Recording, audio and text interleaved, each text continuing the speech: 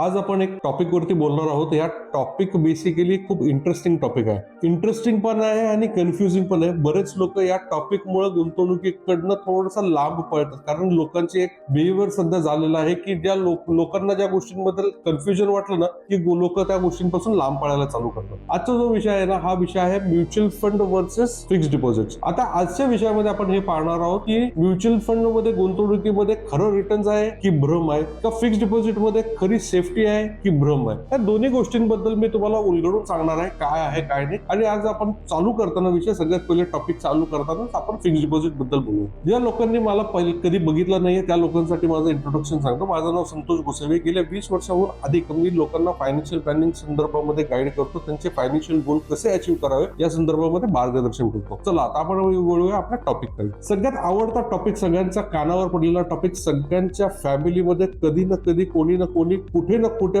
First investment करताना fixed deposit कर हा सल्ला नक्की घेतला असेल आणि प्रत्येकाने त्यांच्या आयुष्यामध्ये कुठे ना कुठे फिक्स्ड डिपॉझिट केलीच असेल. फिक्स्ड डिपॉझिट हा इन्स्ट्रुमेंट आहे तसा अगदी नावाप्रमाणेच खूप ट्रेंडिंग इन्स्ट्रुमेंट आहे, एव्हरग्रीन इन्स्ट्रुमेंट आहे आणि सगळ्यात रिलायबल आणि सेफ इन्स्ट्रुमेंट आहे. मित्रांनो, ज्यावेळेस आपण गुंतवणूक करतो ना, तर गुंतवणूक करताना काही गोष्टी खूप बारकाईने पाहायला लागतात. आता फिक्स्ड डिपॉझिट म्हटलं तर कसं असतं, फिक्स आणि डिपॉझिट या दोन गोष्टी जर बघितलं त्याला आपण थोडंसं सेपरेट केलं तर it goes by the name. म्हणजे त्याचा जो गुंतवणुकीचा जो कालावधी आहे, टेन्युअर आहे, हा फिक्स असतो. आणि डिपॉझिट म्हणजे काय की तुम्हाला तिथे एक रक्कम जमा करायला लागते आणि त्याच्यानंतर तुमच्या चॉईसच्या हिशोबाने तुम्ही ती रक्कम किती वर्षासाठी ठेवता त्यावरती तो फिक्स्ड डिपॉझिट हे नाव डिसाईड केलेलं आहे. फिक्स्ड डिपॉझिट मध्ये टेन्युअर कसा डिसाईड केला असतो, तर हा प्री डिफाईन्ड टेन्युअर असतो. म्हणजे ऑलरेडी आधी डिसाईड केलेला असतो. तो 1 वर्ष, 3 वर्ष आणि 5 वर्ष ह्या हिशोबाने तुम्ही फिक्स्ड डिपॉझिट मध्ये गुंतवणूक करू शकता. याचं जे व्याज असतं, हे व्याज ज्या वेळेस तुम्ही गुंतवणूक करता त्या दिवशीच तुमचं प्री डिफाईन्ड असतं. म्हणजे तुम्हाला माहिती असतं की माझी गुंतवणूक कुठे,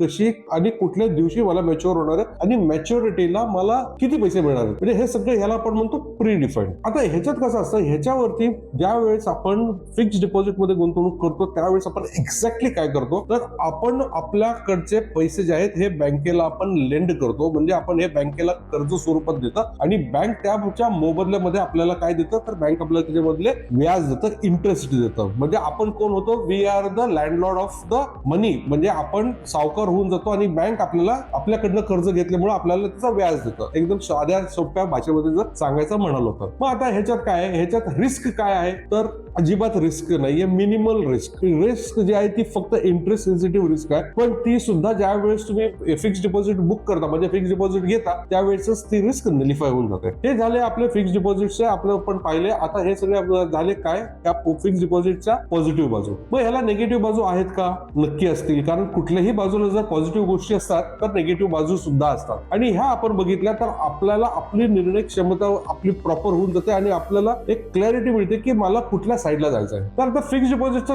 ड्रॉबॅक काय, तर ड्रॉबॅक हा आहे की फिक्स्ड डिपॉझिट जे आहे हे इन्फ्लेशन ऍडजस्टेड रिटर्न नसतं. याचा अर्थ काय की आज आपण गुंतवणूक करतो, ही गुंतवणूक, या गुंतवणुकीवरती सगळ्यात जास्त तुम्हाला जो इफेक्ट होतो, त्या इफेक्ट होणाऱ्या गोष्टी ज्याला म्हणतो, त्याला आपण म्हणतो महागाई, इन्फ्लेशन, जो आपल्याला आपल्या गुंतवणुकीच्या रिटर्न वरती नेहमी मात करतो. तुम्ही गुंतवणूक करताना नेहमी काय गोष्टी बघितल्या पाहिजेत की तुमचा परतावा जो आहे गुंतवणुकीवरचा हा तुमचा महागाई दरापेक्षा जास्त असेल तर तुमचं गुंतवणूक ही पॉझिटिव्ह आहे. आता सायमल्टेनियसली ज्यावेळेस आपण गुंतवणूक फिक्स्ड डिपॉझिट मध्ये करतो तर फिक्स्ड डिपॉझिट वरती मला रेट ऑफ रिटर्न काय मिळतो, तर साधारण 6% ते 7% रेट ऑफ रिटर्न मिळतो. म्हणजे मला तेवढे रक्कम मला गुंतवणुकीवरती मिळतं. याचं जर तुम्हाला अजून सखोल उदाहरण तुम्हाला करून सांगायचं असेल तर हे असं आहे की समजा तुम्ही 5 लाख रुपयाची गुंतवणूक केली आणि ह्याचा जर तुम्हाला व्याजदर 6 to 7% जर व्याज मिळत असेल आणि हीच रक्कम तुम्ही 5 वर्षांसाठी गुंतवणूक केली तर तुम्हाला 5 लाखाचं व्याज वगैरे धरून साधारण 7 लाखापर्यंत तुमची ती रक्कम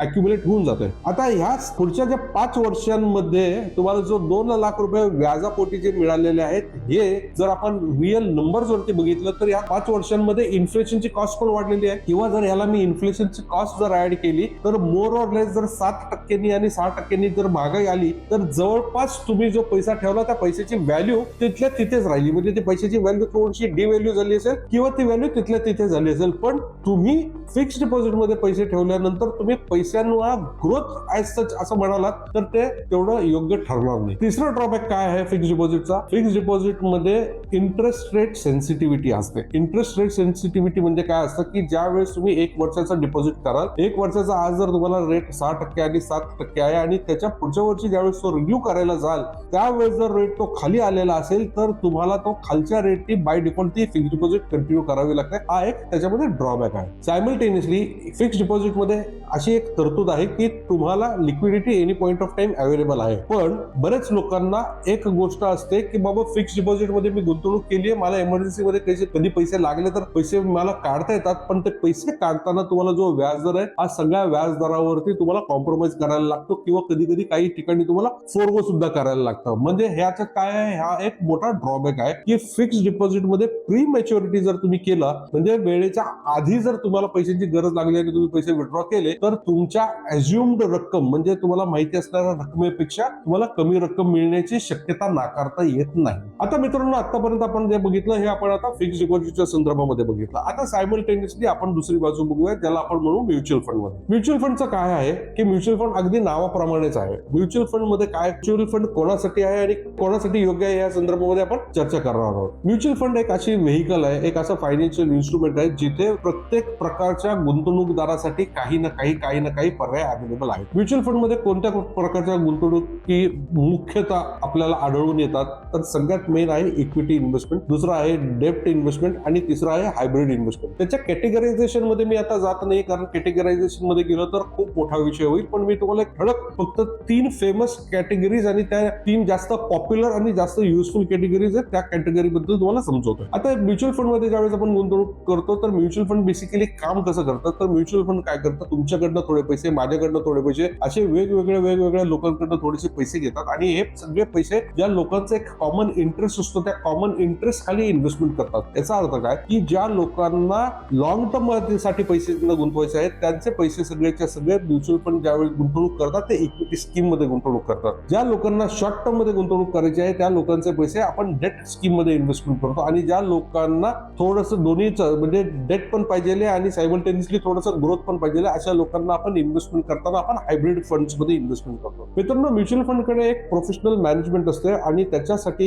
एक designated proper fund manager designation असते अशा व्यक्तीचं जो ऑलरेडी गुंतवणूक करताना तो त्याच्या एक्सपर्टीज यूज करतो, मार्केटच्या एक्सपर्टीज यूज करतो, त्याचा एक्सपिरियन्स यूज करतो आणि त्याप्रमाणे तो त्याचे इन्व्हेस्टमेंट प्रोपोर्शनेटली डिस्ट्रीब्यूट करतो. फिक्स डिपॉझिट मध्ये ज्यावेळेस तुम्ही गुंतवणूक करता त्यावेळेस तुम्हाला काय असतं की फिक्स डिपॉझिट मध्ये त्याचा रेट ऑफ रिटर्न पहिल्या दिवशी माहिती असतो. म्युच्युअल फंड मध्ये तो एक प्रकार नसतो. म्युच्युअल फंड मध्ये ज्यावेळेस तुम्ही गुंतवणूक करता तुम्ही नेहमी ऍड मध्ये पाहिलं असेल की mutual fund is subject to market risk. याचा अर्थ काय असतो की मार्केटचा परतावा, प्रत्येकाचा परतावा मार्केटच्या रिस्कच्या हिशोबाने तो डिफाईन केला असेल, तो त्या दिवशी अवलंबून असेल. याचा अर्थ कसा की समजा तुम्ही 1 लाख रुपये जर तुम्ही गुंतवणूक करत असाल तर म्युच्युअल फंड मध्ये तुम्ही 1 लाख रुपये गुंतवणूक करताना तुमची जी 1 लाख रुपयाची इन्व्हेस्टमेंट आहे ही तुमची इक्विटी मध्ये पण डिस्ट्रीब्यूट होऊ शकते, ती तुमची बँकिंग मध्ये डिस्ट्रीब्यूट होऊ शकते, रिअल इस्टेट मध्ये डिस्ट्रीब्युशन होऊ शकते, गोल्ड अँड सिल्वर मध्ये डिस्ट्रीब्यूट होऊ शकते, मल्टिपल ऍसेट्स मध्ये सुद्धा डिस्ट्रीब्यूट होऊ शकते. ही जी लिबर्टी आहे ही फक्त आणि फक्त म्युच्युअल फंड मध्ये अवेलेबल आहे. आता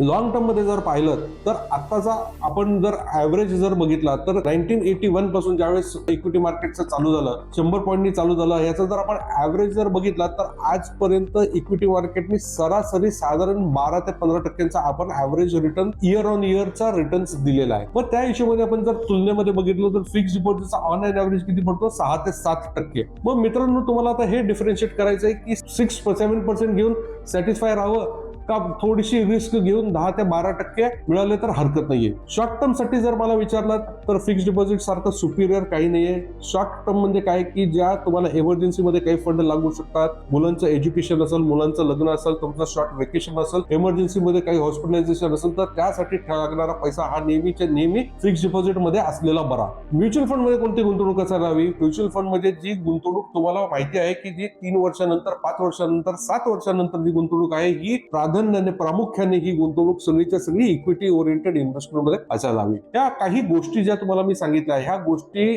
ज्या असतात ह्या रिटर्न वरती डिपेंड करतात. या गोष्टींवरती सगळं आपलं गुंतवणूक हार्ड अर्न मनी आपण जेव्हा त्याच्यामध्ये लावतो त्यावेळेस आपल्याला मिळणारा परतावा या गोष्टी कायम नेहमी तुम्हाला प्रॉपर आयडेंटिफाय करून गुंतवणूक करणं गरजेचं आहे. त्याच्यानंतर सगळ्यात महत्वाचा मुद्दा येतो की टॅक्सेशन. कारण ज्यावेळेस मी जर गुंतवणूक करतोय आणि ज्यावेळेस मला ते पैसे परत मिळतात आणि त्या पैशांवरती जर मला परत टॅक्स भरायला लागणार असेल तर मला गुंतवणूक करताना पर्याय निवडताना मला अगदी त्याची जोखीम, त्याचा परतावा आणि त्याचा भरणारा टॅक्स या तिन्ही गोष्टीचा मला समतोल करून मला कुठल्या गोष्टी योग्य आहे हे मला अगदी बघणं गरजेचं आहे. या गोष्टींसाठी तुम्हाला एक प्रॉपर फायनान्शियल प्लॅनर लागणार आहे, जो तुम्हाला आयडेंटिफाय करून देईल की तुम्हाला काय योग्य आहे. पण मी तुम्हाला एक साधारण वर्किंग सांगतो कसं नसतं. ज्यावेळेस तुम्ही फिक्स डिपॉझिट मध्ये गुंतवणूक करता, फिक्स डिपॉझिटचा जो परतावा येतो हा परतावा साधारण तुमच्या टॅक्सेशनच्या स्लॅबला, तुम्ही ज्या स्लॅब मध्ये असाल त्या स्लॅबला तो ऍड होतो. याचा अर्थ काय असतं, फॉर एक्झाम्पल समजा तुम्हाला जो काही तुम्हाला फिक्स डिपॉझिट वरती व्याज मिळालं, हा जो व्याज मिळालेला आहे हे जे तुम्ही जर स्वतः 20% स्लॅब मध्ये इन्कम टॅक्स असाल किंवा 30% स्लॅब मध्ये असाल, तर हे जो फिक्स डिपॉझिटचा जो परतावा आहे हा